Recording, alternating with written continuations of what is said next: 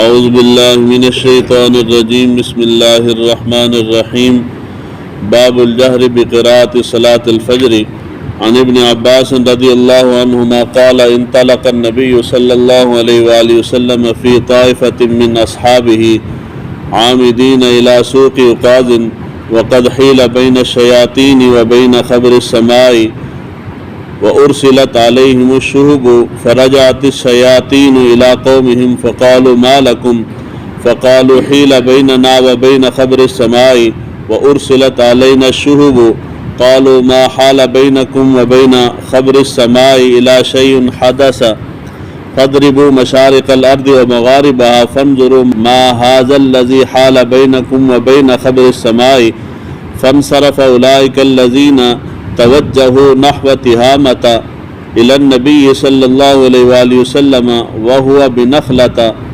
عامدين إلى سوق عكاظ وهو يصلي بأصحابه صلاة الفجر فلما سمعوا القرآن استمعوا له فقالوا هذا والله الذي حال بينكم وبين خبر السماء فهنالك حين رجعوا إلى قومهم وقالوا يا قومنا إنا سمعنا قرآنا عجبا يهدي إلى الرشد فآمنا به ولن نشرك بربنا أحدا فأنزل الله على نبيه صلى الله عليه وآله وسلم قل أوحي إلي وإنما أوحي إليه قول الجن.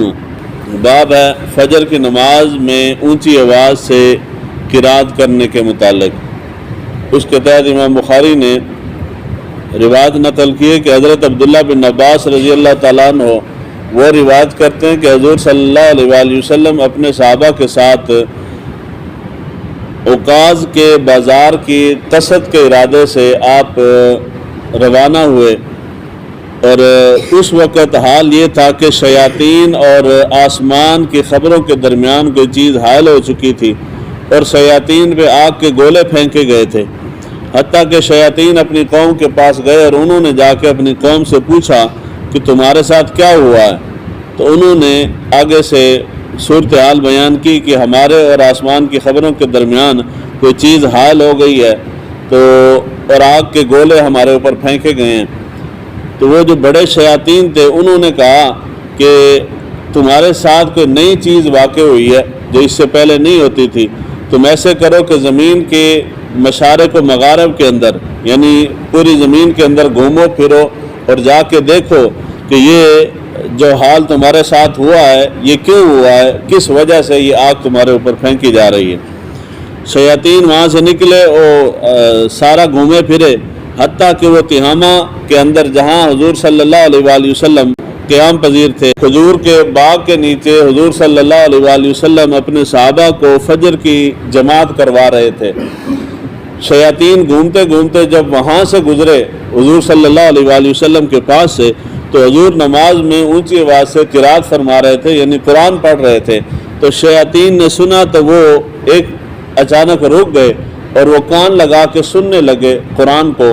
تو جب انہوں نے قرآن سنا تو واپس گئے اپنے قبیلے کے پاس، اپنے لوگوں کے پاس، اور جا کے انہوں نے کہا کہ اللہ تعالیٰ کی قسم ہے یہ ہے وہ اصل شے جس کی وجہ سے آسمان کی خبروں اور ہمارے درمیان یہ رکاوٹ حائل کر دی گئی ہے.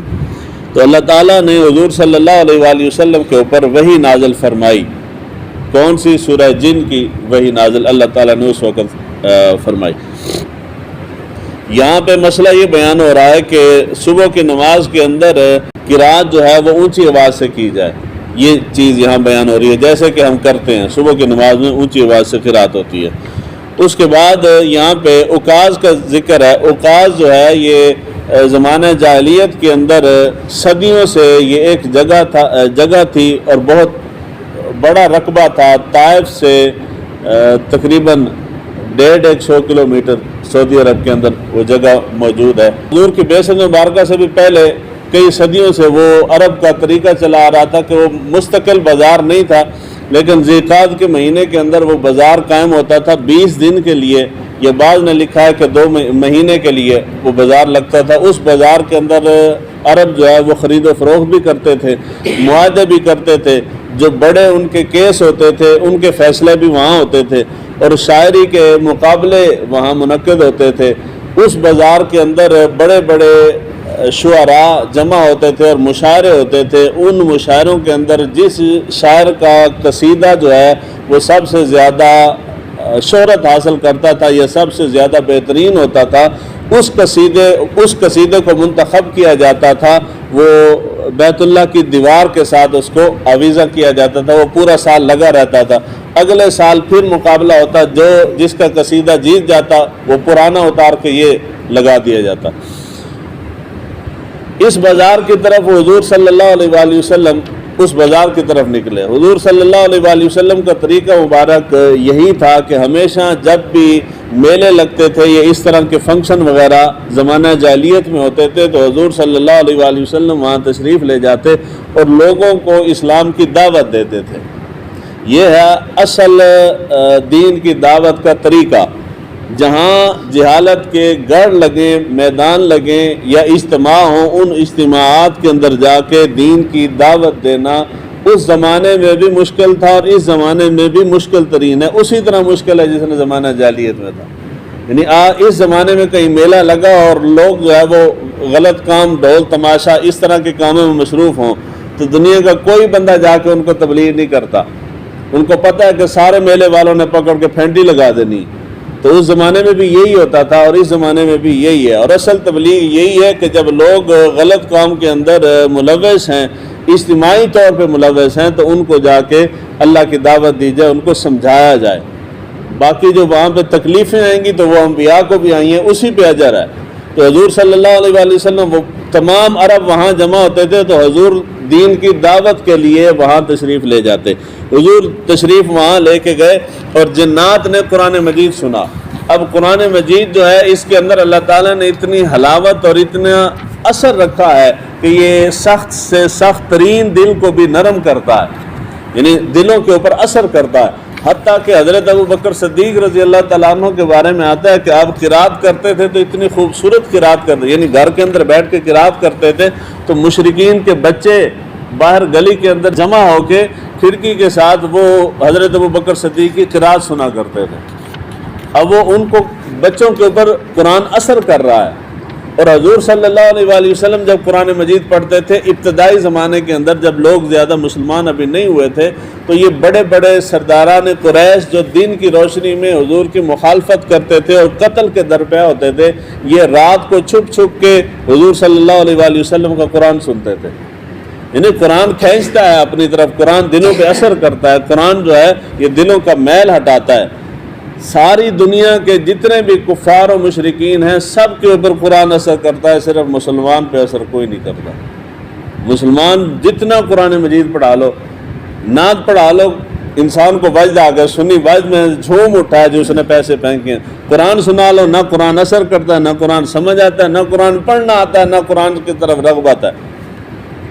یعنی قرآن مجید مسلمان پہ اثر کوئی نہیں کر رہا، غیر مسلم پہ اثر کرتا. اب شیاطین ہے پوری زمین گھوم پھر کے آئے ہیں، وہاں کیا کچھ نہیں ہو رہا تھا. شیاطین کسی جگہ پہ بھی نہیں رکے، ایک ہی پورے زمین میں ایک جگہ پہ حضور کھڑے ہو کے قرآن پڑھ رہے ہیں اور سارے شیاطین وہاں جمع ہوئے کہ یہ وہ کلام ہے اصل. اس کا مطلب یہ ہے کہ قرآن نے شیاطین کے دل پہ بھی اثر کیا ہے، تبھی تو ان کی بریک لگی ہے نا جی، وگرنہ تو بریک نہ لگتی. تو شیاطین وہاں رک گئے، انہوں نے جانا کہ یہ قرآن ہے جس کی وجہ سے اللہ تعالیٰ نے ہمارے اور آسمان کی خبروں کے درمیان پردہ حل کر دیا. وہ پردہ کیا تھا کہ حضور صلی اللہ علیہ وآلہ وسلم کی بعثت مبارکہ سے پہلے شیاطین جو ہیں یہ پیشن گوئیاں کرنے والے جو لوگ ہوتے تھے، عامل جن کو آپ عام زبان میں کہتے ہیں، یہ جاتے تھے شیاطین آسمان کے ساتھ کان لگا کے فرشتوں کی باتیں سنتے تھے. فرشتے آنے والے حالات کے متعلق باتیں کر رہے ہوتے تھے، وہ سن کے شیاطین آ کے ان نجومیوں کو بتاتے تھے. نجومی ان کے اندر اپنا مثالہ لگا کے لوگوں کو بتاتے تھے. ان خبروں کے اندر بعض چیزیں جھوٹی ان کے اپنے مثالیں ہوتے تھے اور بعض چیزیں سچی ہوتی تھیں، کیونکہ وہ سن کے اوپر سے آ رہے ہوتے تھے. تو فرشتوں کی خبر تو جھوٹی نہیں ہے. تو یہ لوگوں کا اعتماد اور یقین تھا کہ ان کو مستقبل کی خبر ہوتی ہے ان کے پاس. حضور صلی اللہ علیہ وآلہ وسلم کی بعثت مبارکہ ہوئی تو اس کے بعد اللہ تعالیٰ نے شیاطین کا یہ وہاں پہ داخلہ بند کر دیا. جب بھی شیاطین آسمان کی طرف وہ خبر سننے کے لیے جاتے ہیں تو فرشتے آگ کے گولے اٹھا کے ان کو مارتے ہیں، وہ اوپر نہیں جا سکتے۔ یہ پہلی مرتبہ جب ان کو یہ گولے مارے گئے، یہ اس وقت کا واقعہ ہے کہ وہ سارے ابلیس جمع ہوئے اور سارے جمع ہو کے وہ پریشان تھے کہ جی آج تک تو نہیں مارے گئے، آج کیوں مارے گئے ہیں؟ تو پھر بڑے شیطان نے کہا کہ اس کا مطلب یہ ہے کہ زمین پہ کوئی نہ کوئی ایسا واقعہ ہوا ہے جس کا تمہیں علم نہیں ہے، تو جا کے زمین پہ گھومو پھرو اور ڈھونڈو کہ کیا واقعہ ہو گیا جس وجہ سے یہ طریقہ تبدیل ہو گیا۔ تو انہوں نے جا کے دیکھا، حضور صلی اللہ علیہ وآلہ وسلم کا قرآن سنا، تو قرآن سے ان کو سمجھ آئی کہ یہ وہ کلام ہے جس وجہ سے ہمیں اوپر نہیں جانے دیا جا رہا۔ شیاطین کے بارے میں آتا ہے کہ حضرت آدم علیہ نبینا علیہ الصلوۃ والسلام کی ولادت باسعادت سے پہلے 2000 سال پہلے شیاطین جو ہیں، جنات جو ہیں، یہ زمین کے اوپر رہتے تھے۔ شیاطین کہا جاتا ہے تو شیاطین جو ہیں یہ ابلیس کی اولاد ہے۔ ابلیس وہ جس کو اللہ تعالیٰ نے سجدہ نہ کرنے کی وجہ سے آسمان سے نکالا، اپنی قرب سے نکالا، اس کو ابلیس کہتے ہیں۔ آگے اس کے ساتھی جو ہیں، اس کی نسل جو ہے، اس کو شیاطین کہا جاتا ہے۔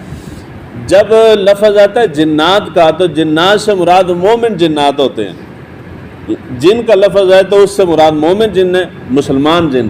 اور جب شیاطین کا لفظ آتا ہے، یہ ابلیس کا لفظ آتا ہے، تو شیاطین کا لفظ آتا ہے تو اس سے مراد ابلیس کی اولاد ہے۔ تو جب ابلیس کہا جاتا ہے تو ابلیس سے مراد وہ اصل ابلیس ہے جس کی یہ آگے ذریت ہے۔ جنات جو ہیں ان کی عمر ہوتی ہے، اپنی عمر انسانوں کی بنسبت لمبی عمر ہوتی ہے، کئی 100 سال تک جنات کی عمر ہوتی ہے، بعض دفعہ ہزاروں سال تک بھی ہوتی ہے۔ اور ابلیس جو ہے، شیاطین جو ہیں، ان کو موت کوئی نہیں آتی۔ یہ ابلیس کی جو اولاد ہے اس کو موت نہیں آتی، یہ سارے کے سارے وہ قیامت والے دن ابلیس کے ساتھ ہی حساب کتاب ہوگا اور اسی دن ان کو سزا جزا اسی دن ملے گی۔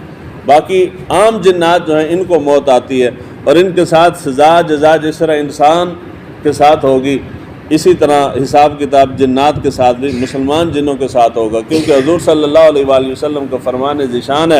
حضور نے فرمایا کہ مجھے اللہ تعالیٰ نے تمام انسانوں کے لیے اور تمام جنات کے لیے نبی بنا کے بھیجا ہے، اور ہر کائنات کی ہر شے جانتی ہے کہ میں اللہ کا نبی ہوں، سوائے سرکش جن کے اور سرکش انسان کے۔ باقی ہر شے کو علم ہے کہ میں اللہ کا نبی ہوں۔ اس کا مطلب یہ ہے کہ جس طرح انسان حساب کتاب دے گا، اسی طرح جنات بھی حساب کتاب دیں گے۔ اور حضور صلی اللہ علیہ وآلہ وسلم کے بارگاہ میں احادیث مبارکہ گزر بھی چکی ہیں، حضور کی بارگاہ میں کئی مرتبہ جنات آئے بھی ہیں، حضور نے ان کو تبلیغ بھی کی ہے، اور جنات مسلمان ہوئے ہیں اور جا کے وہ اپنے قبیلوں میں، اپنے قبائل میں لوگوں کو دین کی تبلیغ کرتے ہیں، جا کے سکھاتے ہیں اور لوگوں کو مسلمان کرتے ہیں۔ انسانوں کی طرح جنات سے بھی اسی طرح حساب کتاب ہوگا، مگر بعض نے کہا کہ جی نہیں ہوگا۔ اللہ تعالیٰ ہمیں دین کو سیکھنے سمجھنے کی توفیق عطا فرمائے۔